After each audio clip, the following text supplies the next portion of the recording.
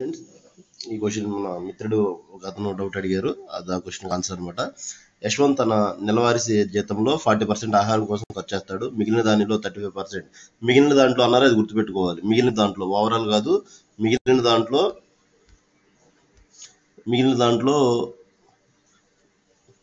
35% ఫర్నిచర్పై, 40% అద్దెపై ఖర్చు చేసి, అంటే 35% 40% అంటే 75% పోగా ఇంకా మిగిలిన 25% బుక్స్ కోసం ఖర్చు పెడతాడంట. అది ఒకటి గుర్తుపెట్టుకోండి. యశ్వంత్ జీతం జ్ఞాన్ జీతం కంటే 25% తక్కువ ఉంటే జ్ఞాన్ జీతం నెలకు 16,000 అంట.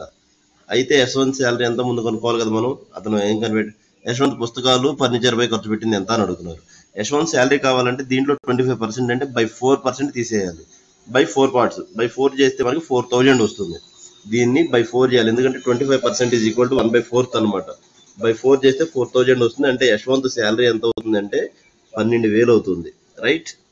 అయితే ఈ 12,000లో 40% యూజ్ చేసేగా రిమైనింగ్ ఎంత ఉంటుంది? ఇంకా మనకి 60% ఉంటుంది. మనకి 60%లో ఎంత అమౌంట్ కావాలి అంటే 35% ఫర్నిచర్ మీద వాడుతున్నాడు, ప్లస్ 25% అంటే మిగిలింది ఈ 75 అయిపోగా మిగిలిన 25% బుక్స్ పై వాడుతున్నాడు. కాబట్టి 35 + 75 25 ఓవరాల్గా 60% అవుతుంది.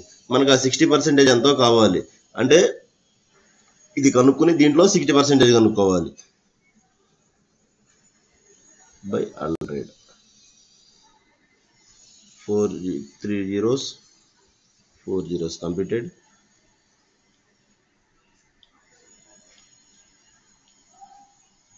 యూనిట్స్ ప్లేస్ 2 వస్తుంది. 6 6 36, 6 2 12. యూనిట్స్ ప్లేస్ 2 వస్తుంది. 4320 ఇస్ అవర్ ఆన్సర్.